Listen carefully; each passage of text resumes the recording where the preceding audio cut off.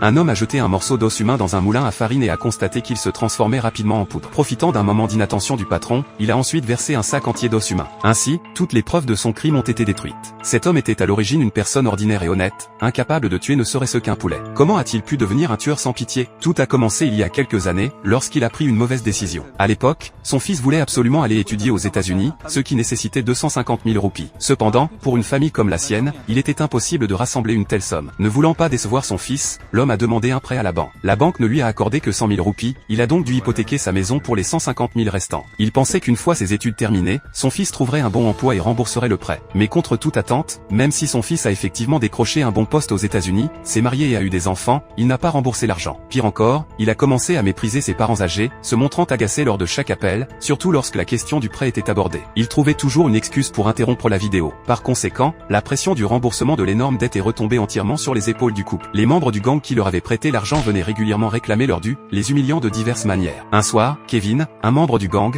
est venu avec une femme pour réclamer l'argent. La femme a d'abord touché les orteils de l'homme, ce qui est la plus haute forme de respect envers les aînés en Inde. Avant même qu'il ne puisse parler, l'homme est allé chercher les intérêts du mois. Voyant qu'il manquait 2000 roupies, Kevin n'a rien dit. Au lieu de cela, il est entré directement dans la chambre du couple avec la femme. Une minute plus tard, ils en sont ressortis, les vêtements en désordre. En voyant la pièce saccagée, le couple a compris qu'il s'agissait d'un avertissement et d'une humiliation. Quelques jours plus tard, alors que l'homme venait de retirer un peu d'argent à la banque, Kevin l'a repéré et lui a volé son argent. Pourtant, même un destin aussi difficile n'a pas brisé la bonté de cet homme. En tant qu'ancien professeur à la retraite, il faisait tout son possible pour donner des cours gratuits aux enfants qui n'avaient pas les moyens d'aller à l'école. Il allait même jusqu'à prélever sur son maigre budget de quoi leur acheter des gâteaux pour fêter leur anniversaire. Cependant, ce sont précisément ces enfants qui ont plongé l'homme dans une situation désespérée. Ce jour-là, Kevin est venu avec un client pour visiter la maison. Il avait l'intention de la vendre pour rembourser le prêt dont les intérêts ne cessaient de s'accumuler. L'homme l'a supplié de lui accorder un délai. À ce moment-là, une élève a demandé à l'homme de corriger ses devoirs. Le regard de Kevin s'est immédiatement figé sur la petite fille. L'homme a regardé Kevin avec colère.